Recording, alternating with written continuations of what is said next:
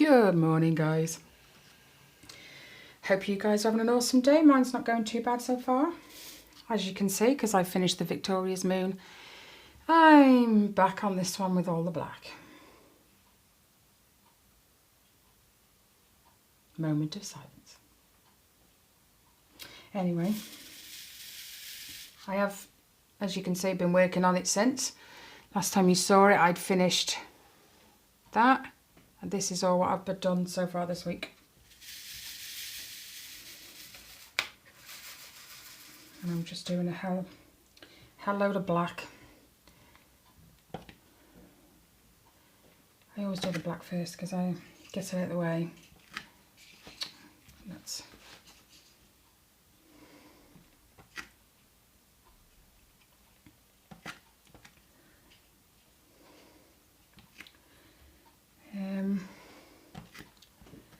before I say anything else, I had an email the other day and it was the biggest shock I've ever had. It was a message from PayPal.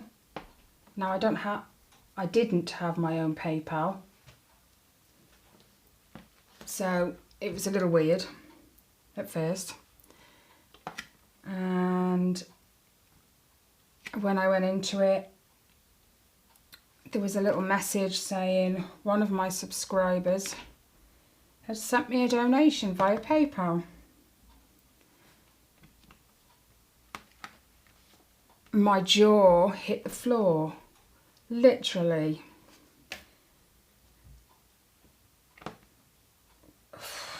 Shock wasn't even in it. I just sat there for I don't know how long staring at this email. And as I'm staring at it, I then get a message. I hope she doesn't mind if I say her name, from Paula, saying, I've had to email you because I was worried. She said, but I've sent you a donation via PayPal.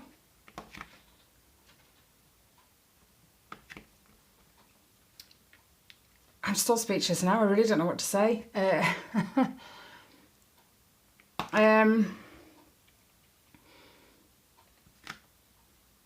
She sent me a little message about she's been wanting to send me something, a bit of friend mail.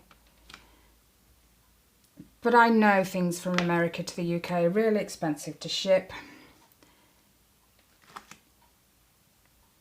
And I already understood that because I think we've had this conversation a while ago between me and Paula.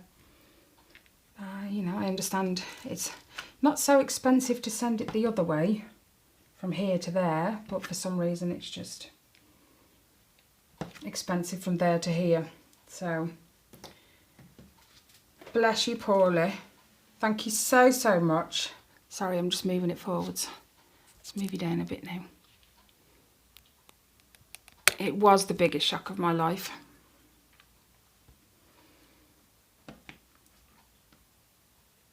And I still haven't figured what I'm going to do with it. I had to set up a PayPal. My other half's got one, but that's the postman. I kind of wanted to keep it separate, so I had to go and set up a whole new PayPal.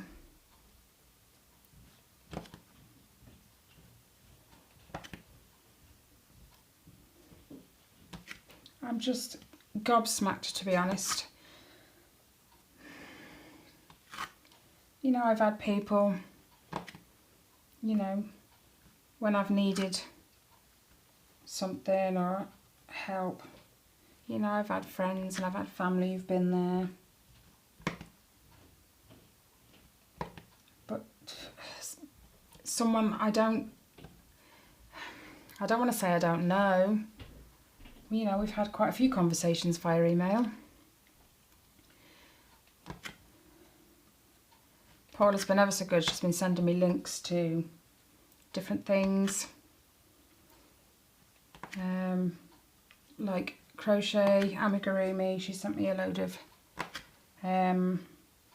patterns for Mario and his crew, because she's heard me talk about Riley, who is absolutely Mario mad. Mario and Toy Story.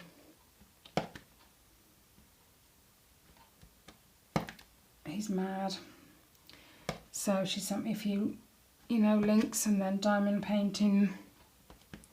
She's been looking on I think it's called Everyday Deals. She sent me a load of pictures because I've been talking about Ellie getting her a diamond painting. So thank you so much, Paula. You're so amazing.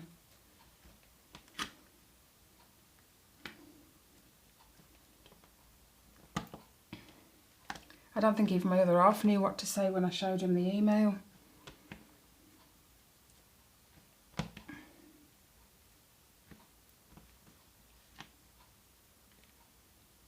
And it's not until,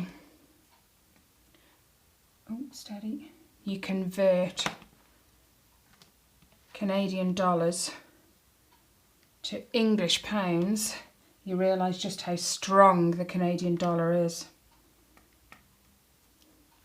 Because it's when you convert it, you get less.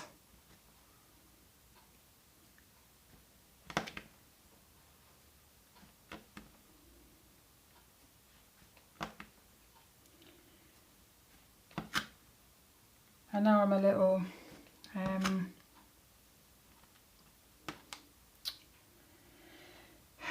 what's the word? I'm not ignorant as such to dollars, but it's confusing to me, like the difference between US dollars and Canadian dollars. Why they're both dollars, why do they have to be different in value when it comes to, you know,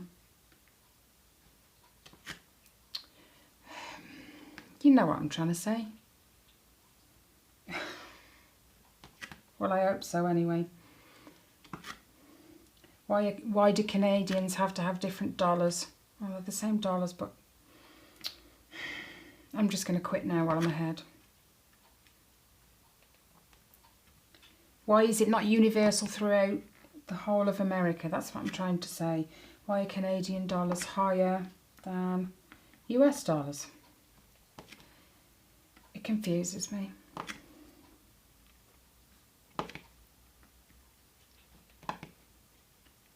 Anyway, back to normal things. I had my consultant check-up yesterday. It is Tuesday today. I'm erring on the side of caution again with my video and doing it the day before, just in case. Anyway, yeah. So yesterday was Monday. I had to literally drop the kids off at school and go straight for the bus. What, baby? Oh, she's on the catnip. What? What? He is silly Billy. Anyway, yeah. Had to run for the bus. Had to be at the hospital for 9:50 in the morning. And the kids don't have to be in school till like 20 to 9, so... Yes, my other half could take the kids to school. But I've always done it, and that's the way I like it. I love taking the kids to school. Always have done. Anyway. What? The consultant's appointment seemed a little bit rushed. I know the clinic was busy because it was the fracture clinic. My God, the amount of people that have broke their arms and legs. I don't know what's going on. Anyway, I was late going in. I wasn't late to the appointment, but they were behind, so... It wasn't the consultant who did the op that saw me, it was one of his colleagues. He looked a little confused that I was still wearing the dressing. I said, well, I was told 2 weeks and it's 2 weeks today. He said, you've not already had an appointment here before? No, no, not since the operation, no. And he looked a little confused. He said, so you've had an x-ray, right? I said, no, not since before the operation. Oh, so he has a quick look on the monitor, because all my details and previous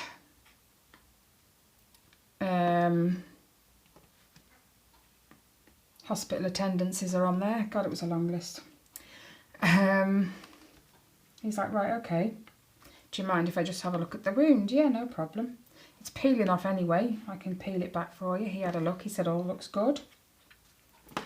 He said, so you can carry on with your exercises, but not above, don't raise the arm above the shoulder.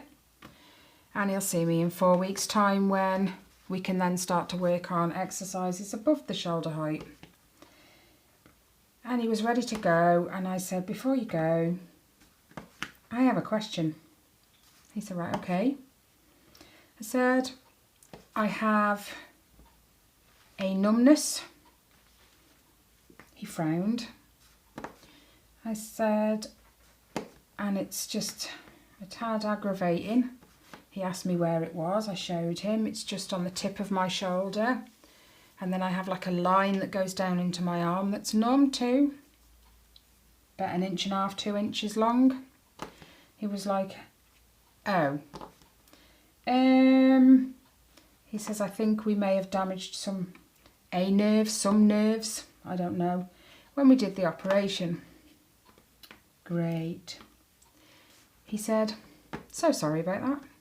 Just all calm, like, you know, you've just damaged the nerves in my shoulder, but it's all good. So this numbness could be permanent. I've got to keep an eye on it now until I see him again in 4 weeks' time. You know, he says, any problems whatsoever, you know, contact and come and see us. Or go and see the GP. So, completely forgot when I got home the other half said, oh, did you also mention? Ah, nuts. He said, I told you to write everything down you needed to remember to speak to him about. I know. You know, it's just in that moment, your brain goes to mush. Because not only have I got the numbness around the edge of that, I've got very, very high skin sensitivity to the point where it feels like it stings when you're touching it, which is really weird. And I just completely forgot to mention that to him. So if it really starts irritating me, it'll be a trip to the doctor's. See what he says. But I'm just thinking, well, the other shoulder's bad too. It doesn't bode well for having that one done as well, does it? We shall wait and see, because it's a 6-month blinking recovery anyway, so. And I don't have to wear the sling anymore. He says, unless you deem it, you know, really necessary. Perhaps you've had it out all day, your arm's aching. You know, it's still quite raw. But I've got to keep the dressing on for another 3 days. So that'll be Thursday possibly that I take it off. Then I can, you know, start gently getting it wet. Because as I've discovered, being as the dressing's been peeling, I've been sweating. So it's kind of making it non-sticky anymore. Anyway, so I kind of had a little peek. Who doesn't, right? You kind of got to look at your war wounds. So I had a little peek and it's all covered in, no, I think they're called 2 things, butterfly stitches and steri strips. I think they're one and the same thing. Don't raise your arm, woman. Habit. You'd be surprised how many times I've hurt myself the last 2 weeks. Shocking. Just forgetting. Genuinely forgetting. And then the kids have said, oh, can you reach this down for me? Now it depends where it is as to which arm I reach with. You know, so What did I do the other day? Oh yeah, the blinds in my front room. I've got vertical blinds. I don't know if it was one of the cats or one of the kids, but they'd been in the window and the blinds had been slid partially back across their oh nuts. I don't know where that, there it is. I don't even know what you call it, what the bar thing that they're attached to, you can slide them open. Yeah, that. They'd obviously been in the window and it had slid partially across the window. Ugh. Put my teeth back in. Anyway, because the blind fitting is on the left, I've always gone for it with my left arm. So I'd noticed it, knelt on the settee because it's right behind my settee, and raised my left arm because the bar's quite high, and went to pull it without even thinking. Oh my gosh, the pain just shot through my shoulder. Holy crap. So that was once. I just kind of knelt on the settee then, after using a few choice words. The kids are like, "Are you okay, Mum?" You know, at that point where you kind of go, "Don't speak to me, just give me a minute." Yeah, I've done it a few times. And then I've got, I don't know what else I did. I know I've done it a couple of times. But I've also got the spasms, the tightness in the shoulder still continuing on and off. I forgot to mention that to him as well. And now I'm great, I am. I am going to have to start, you know, making notes. Things I must remember when I go and see him. I've got to wait 4 weeks till the next one, so it might be a case of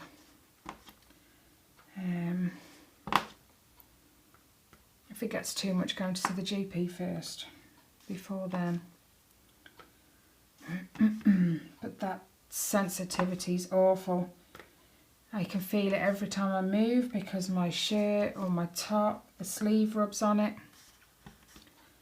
It's quite intense. But I suppose all in all, if the operation works despite the nerve damage and it stops the original pain, I might consider getting the other one done. But if this nerve damage and the sensitive skin and the numbness is permanent, then perhaps not. I don't want to go through it on both shoulders, it's awful enough on one. But anyway, change the subject now.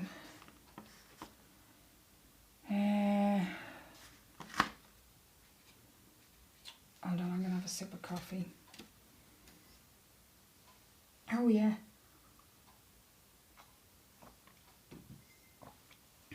I've also managed, I figured, being as I can somewhat, get my arm up to shoulder height, I thought I'd give my blanket a go. The only issue I found was lifting it on and off the frame, because I can't do it one-handed. And unless I get up out of my seat first, it's taller than I am. So it's a little bit awkward trying to get out of your chair when you've got this blanket on your lap that you can't drop to the floor because of all the bobbins. It'll unwind them. So, but I managed it. Fair play to me. I did 7 rows. Took me all day, but I did 7 rows. So I haven't had it out since, just because although I did it and it, you know, it wasn't too painful at the time, it did make my arm ache quite badly actually. So I put it in the sling for a couple of hours after that, which helped. Just took the pressure off. Oh, my shoulder. Sorry, it's just gone tight. And when it goes tight, it kind of makes my arm ache. Give me a minute. I tell you what, while I try not to think about that, we've been, because I only really have Netflix now, I don't have like Sky or satellite or cable TV or Virgin or whatever. We just have Netflix. Rob likes to peruse through it sort of once a week to see what's new on there, what's come out. Anyway, he'd been perusing through it the other day. What? And he found this series. Now, a lot of people might know about it because it is it's an American story. I say story. It's based on real life events. It was broken up into 7 episodes. It's called Unbelievable. And it is something that happened in America. Don't ask me what year, because I really can't remember. But oh my gosh, you know when you hit one of them series where you have to binge watch it, you know? Well, this was it for me and the other half. We really, really got into it. We've only got one more to watch, which we'll probably watch this afternoon. I think we've binge watched all 6 episodes in a couple of days. It would have been more, but you know, housework still has to be done. The kids, nuts. The kids have to be fetched from school, and then when they're home, it's even harder until bedtime. So, for any of you that don't know, it's the story, and if you Google it, it does appear, of Michelle. Oh my goodness. Marie Adler. A young girl, 18 I think she was, who had been in a lot of foster homes and what have you when she was young. And as she was older, she moved into like a residential place where they look after young adults who've come out of the care system. So she was in this little apartment. It's like a block of apartments, but she has the one apartment, ground floor. And she woke up one night to someone in her room. Ouch. Shouldn't have lifted that. She woke up to someone in her room who tied her up with shoelaces, and over the course of a few hours assaulted her, took photos of her, and told her if she if she told anyone, he'd post the photos of her. Now, she does the right thing. She goes to the police. She tells them what happened. They speak to her friends and her foster parents. And for some reason, some of the details of the whole ordeal don't match with what she's told her friends. So, without, you know, properly looking into it, they not drag her in, but they call her in and they talk to her. They say, look, you know, we think you're lying, basically. Just like that. It was 2 male officers, and they just said, we think you're lying. And she ends up telling the officers she lied. And as you later find out, she wasn't lying. She just kind of felt cornered into saying she was lying. So she then ends up in court and being charged $500 for false report. Anyway, not long after, there's a few more attacks in different states.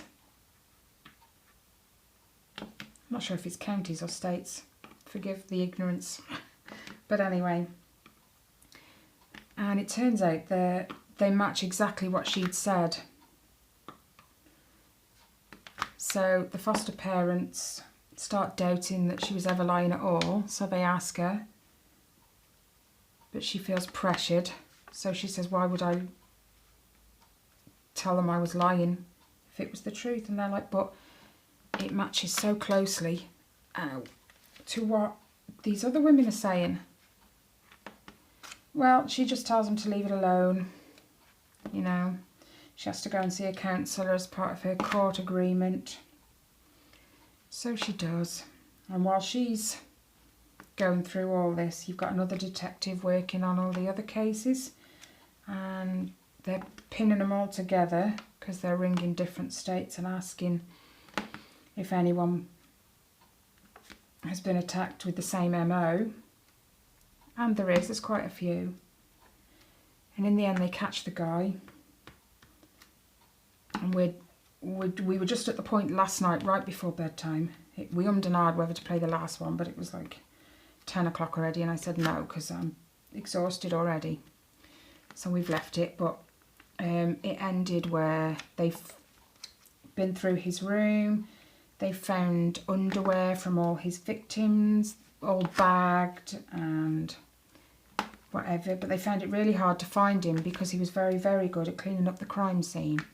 He'd take the bed sheets, he'd set a timer and make the women shower for 20 minutes to get rid of any DNA. He also shaved the necessary areas so no hairs could be left.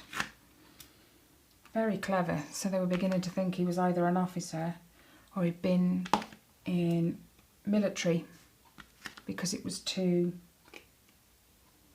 pristine. Anyway, they find the camera that they all said he used to take the photos, and it turns out there is a photo on there of Marie Adler. So she was assaulted, but she was coerced into saying she wasn't by these two officers who hadn't got a clue how to deal with a rape case. Apparently they'd only ever dealt with two before. So, shocking. But yeah, amazing story. That poor woman. But she went on to produce the, I want to call it a mini-series because it's just one series with 7 episodes. I'm going to carry on with the black down here rather than go up there. My arm's hurting now. Don't worry, I am taking it easy. I'm not doing any more than I should. Rob's been amazing. He actually helped me again in the bath the other day because I can't use this arm to support my weight still, not for another 10 weeks. I can use the arm and I can move it around, but I cannot, under any circumstances, take any weight or use any kind of force. So yeah, it's been great fun. When the kids have asked me to open something, or yeah, I kind of can't do that. And jars, you know, the damn jar lid gets stuck, you know. That's hard as well. I can't open tins because I haven't got the pressure. It's amazing. Anyway, I forgot where I was going. Yeah, she went on to produce the series. And although it makes good watching, and we couldn't stop watching it, it's sad that so many girls had to go through that.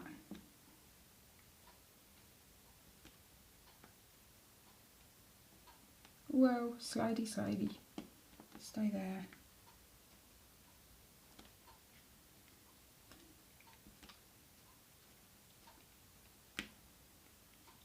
You didn't stick to the canvas. Oh, that's why. The bottom's not flat.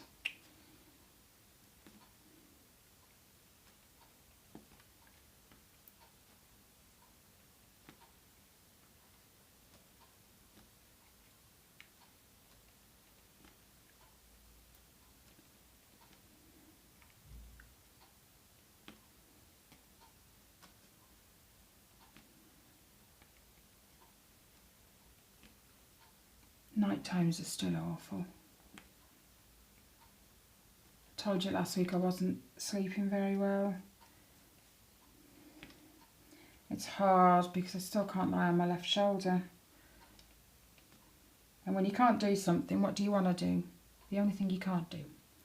I just want to roll onto my left shoulder because I get the backache if I lie on my back too long, due to the arthritis in the bottom of my back and the pain from hypermobility.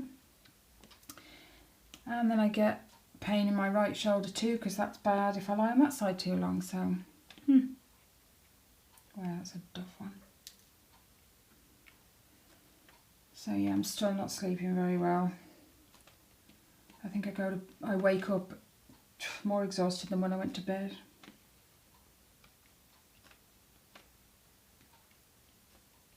I've always been one of these people that can just put my head down and drop off to sleep. Always. My other half used to moan at me about it. How can you do that? He'd say, oh, just easy. Put your head on the pillow and shut your eyes. He can't do that. He has to really literally wind down. And it can take him a good couple of hours. But when he's asleep, that's it. You know, I think a bomb could go off and he wouldn't hear it. Whereas I can fall asleep easy. It's the staying asleep. I have such a disturbed night.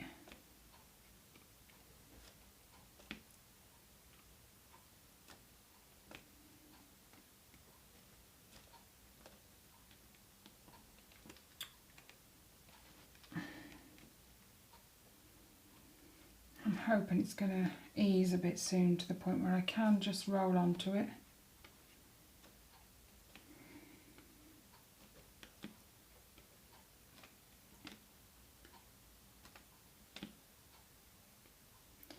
Oh yeah, and when I saw the consultant, he said, you've had a piece of bone removed. And I looked at him a little bit confused. Have I?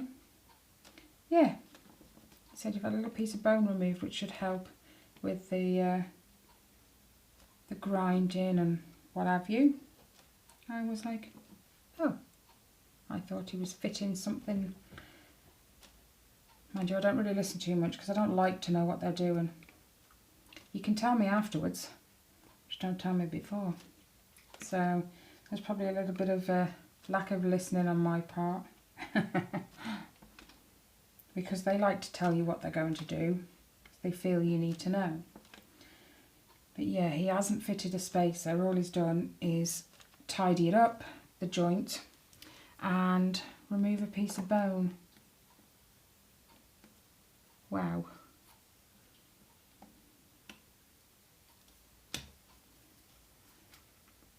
So that was a little bit confusing.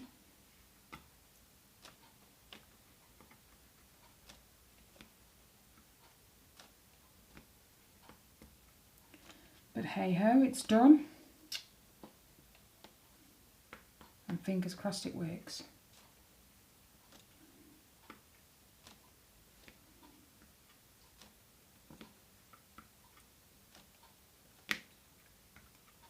So come on guys, tell me, what have you been up to this past week? Anything exciting?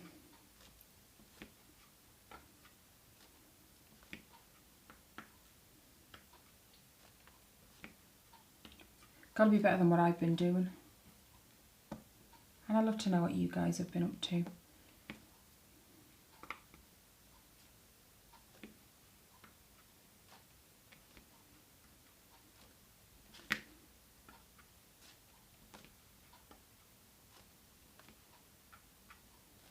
Kind of takes you away from your own things. Listening to what everyone else has been doing. Apart from working. Pick it up.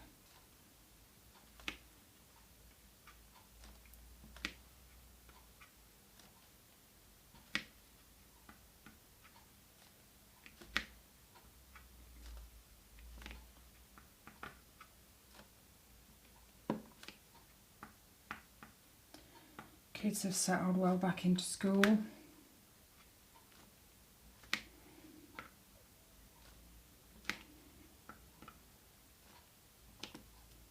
I don't think Ellie's had any more problems since.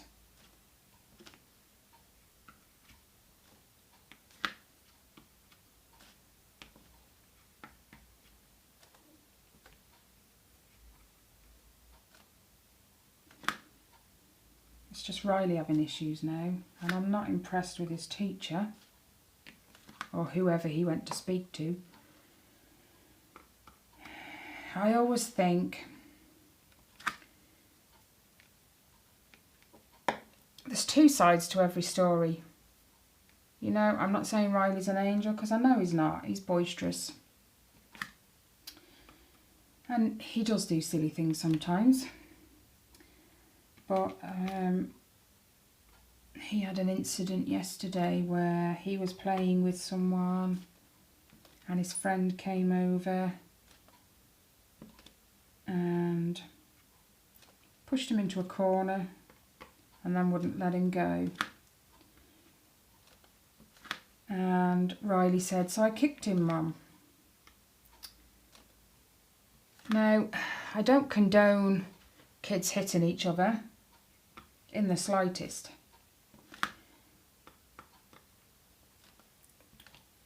But he was in a corner. Where was the teacher when that was going on? Because they have several teachers and TAs out on the playground at break times.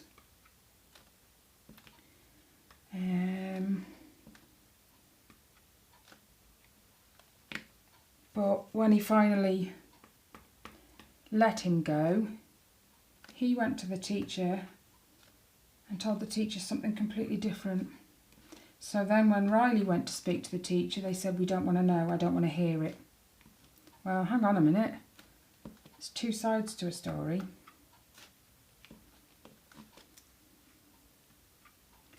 So I've said to Riley, right, next time,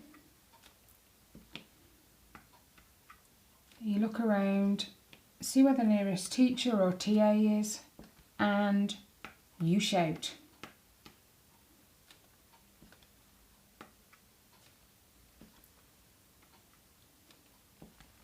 Because I used to have this problem with Tyler. They used to see the retaliation, not the actual thing that started the retaliation. So it was Tyler that was always in trouble, and that used to really wind me up.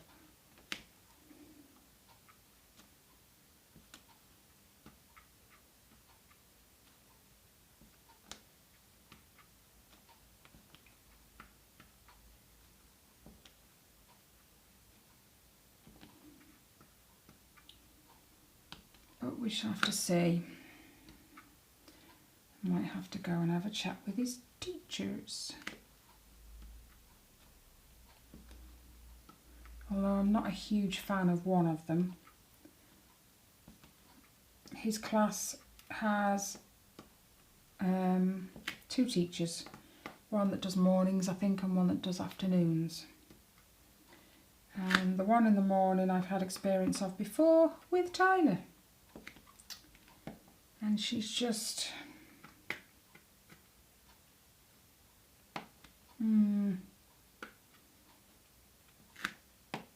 Oh, nuts.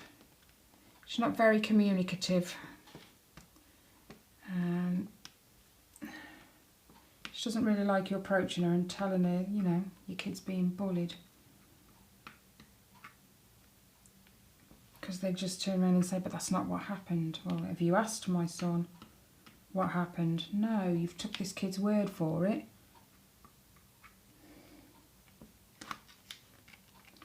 But like I've said to Riley, the problem is, because you can be silly sometimes, quite a lot of the time, and boisterous, and you can do silly things in school and get told off quite often. Like I said, he's no angel. They just look at you as the silly one. It probably looks like it was your fault because they expect that behaviour from you, because that's how you behave at other times. So I've said you need to stop the silliness and just put your head down, get on with what needs to be done.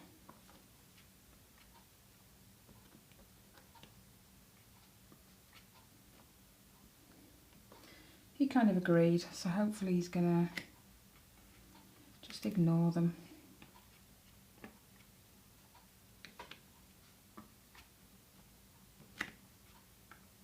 It's funny really because Riley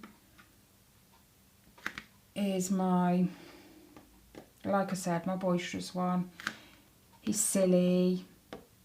You know, the teachers are constantly telling him, be quiet, you know, sit down, do your work. And then you've got Ellie, who won't say boo to a goose, sits down, puts her head down, gets all her work done, but doesn't say anything if she doesn't understand. It's like they're poles apart. I know no two kids are the same, you know, but crikey. I want Ellie to be quiet a bit more and Ellie to, no, Riley to be quiet a bit more and Ellie to speak up a bit more. They need to switch heads. Just for a day.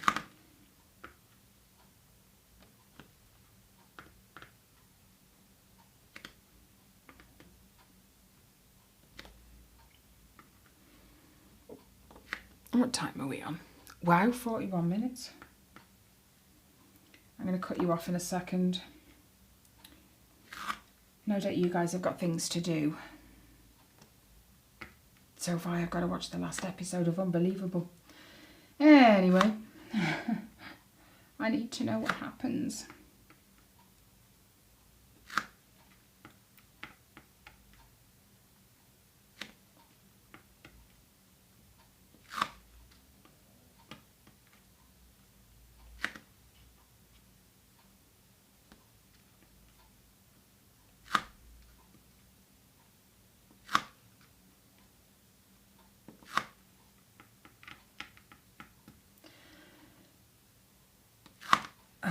Keep sticking.